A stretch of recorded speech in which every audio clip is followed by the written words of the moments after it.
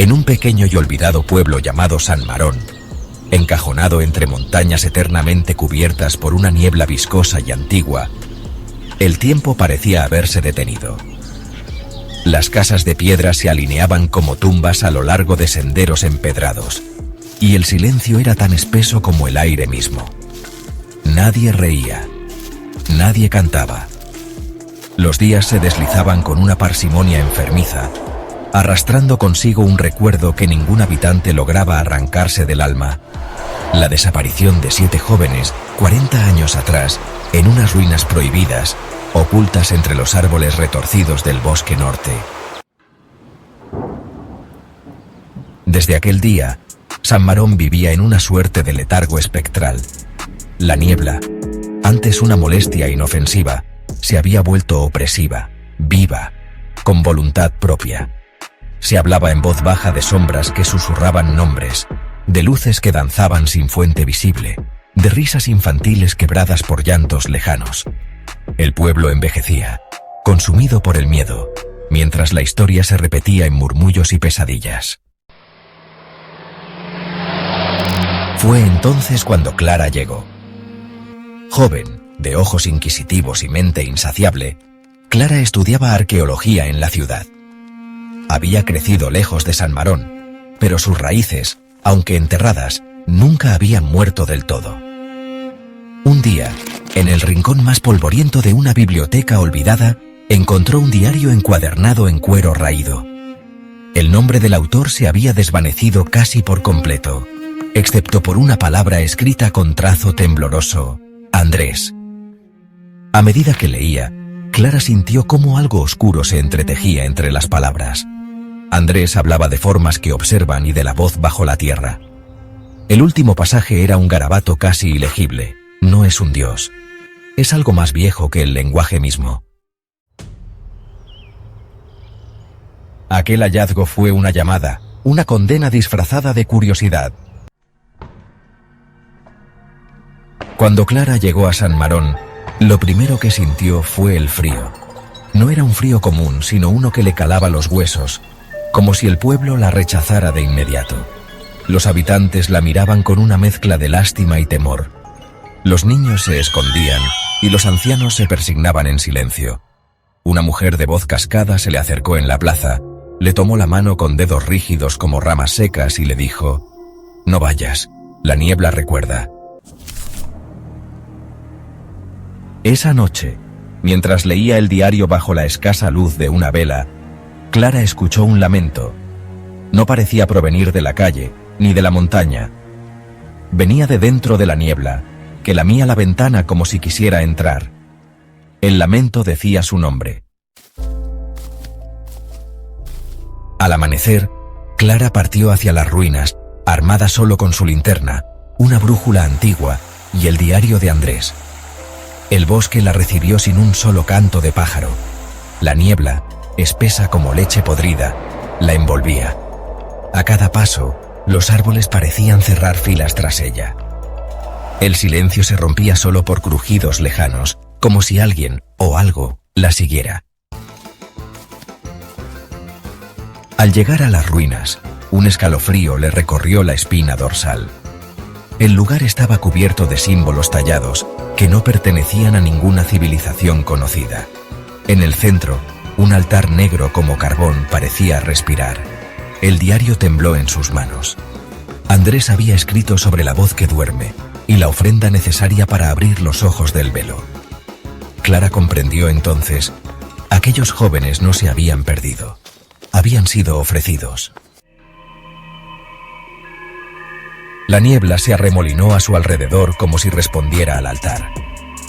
Figuras comenzaron a emerger, no como fantasmas, sino como fragmentos de carne y sombra. Algunos eran irreconocibles, deformados por el tiempo y el dolor. Otros conservaban rostros humanos, con ojos vacíos que lloraban sin lágrimas.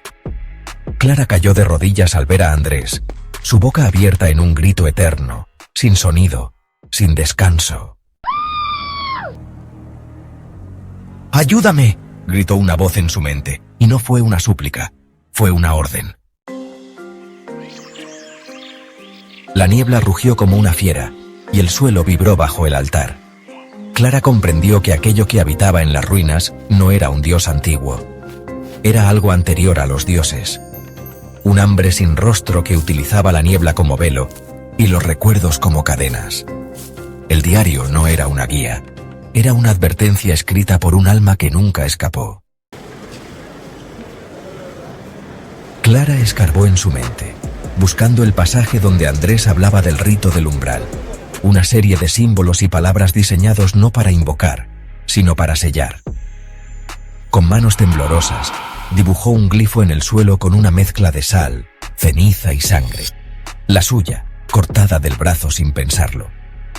Mientras recitaba las palabras, las figuras gritaban, no con odio, sino con un dolor tan puro que quebraba el alma. Un haz de luz emergió de la linterna, ahora ardiente como el sol.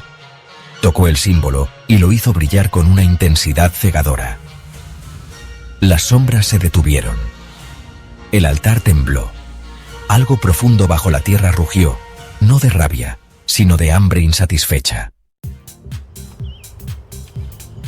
Uno por uno, los espíritus comenzaron a desvanecerse, elevándose como humo hacia un cielo invisible.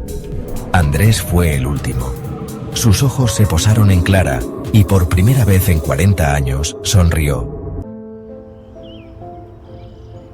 Cuando todo terminó, Clara cayó inconsciente. Despertó al amanecer. El sol, pálido pero real, rompía la niebla. Las ruinas estaban en silencio, pero el altar había desaparecido, como tragado por la tierra. San Marón ya no era el mismo. Había un murmullo de vida en las calles, una fragilidad esperanzada, pero también había una advertencia en los ojos de los ancianos. La niebla no olvida, solo duerme. Clara se marchó días después, pero algo de ella quedó en ese lugar. El diario se consumió en una fogata ritual, pero las palabras vivían en su memoria. No volvió a estudiar arqueología.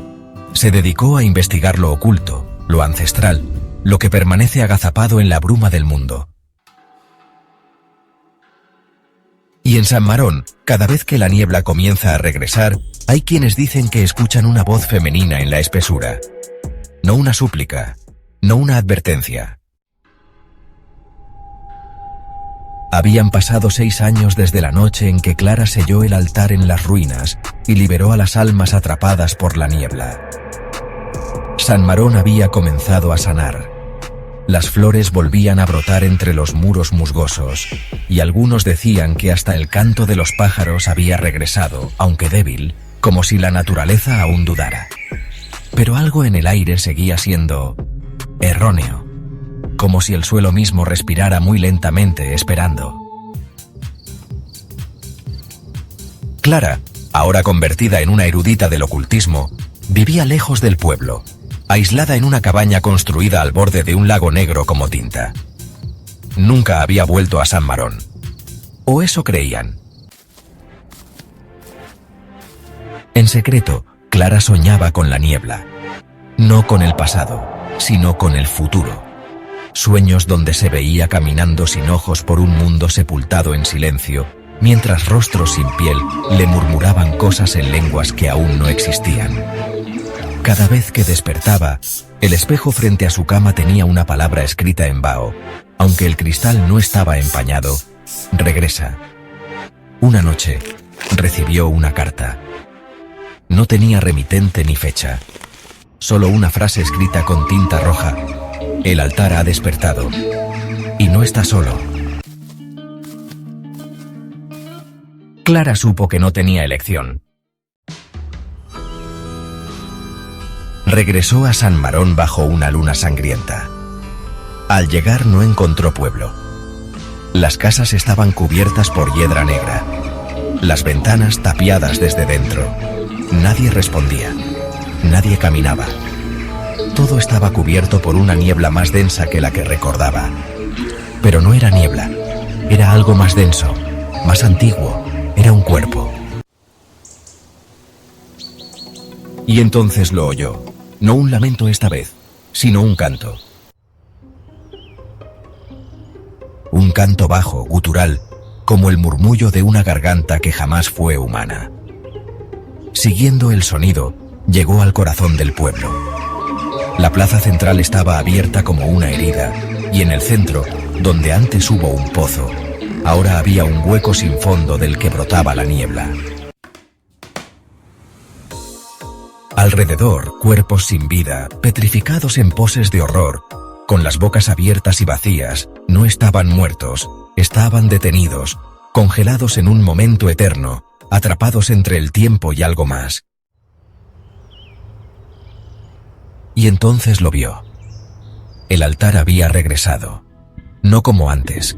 Ya no era una estructura física. Era una fisura en la realidad.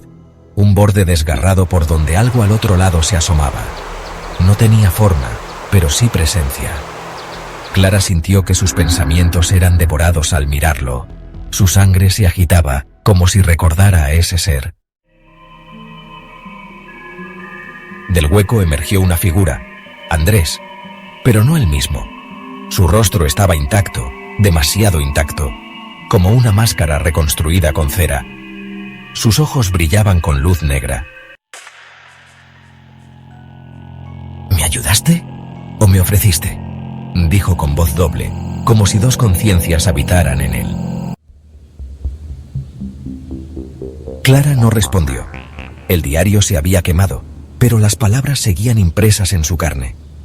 Años de investigación le habían enseñado la verdad que se negaba a aceptar. Ella no había sellado la puerta, solo la había abierto desde dentro. La niebla comenzó a moverse a su alrededor, formando figuras. No los desaparecidos, sino otros, más viejos, más cercanos a lo que Andrés había mencionado. Lo que duerme bajo la tierra. Eran ojos sin pupilas, bocas sin fondo, manos que no tenían dedos, solo garras extendidas. Y en medio de ellos, Clara entendió. Ella no fue salvadora, ella fue llave.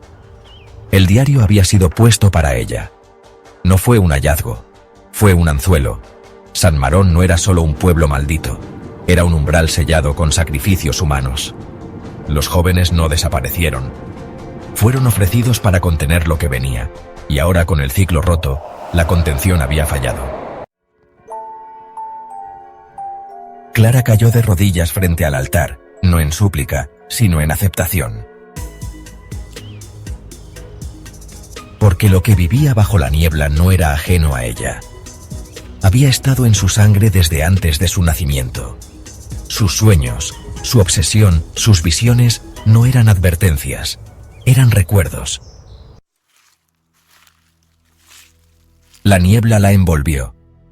San Marón desapareció del mapa al año siguiente. Las autoridades lo atribuyeron a un deslizamiento de tierra y niebla tóxica. Nadie encontró restos. Nadie quiso investigar demasiado. Pero hay quienes aseguran que, en noches sin luna, la bruma se arrastra por los caminos montañosos, cantando con voces que no deberían existir.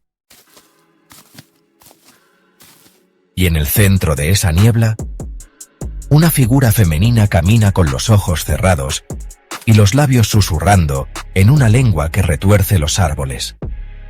Clara no está muerta. Clara es la niebla.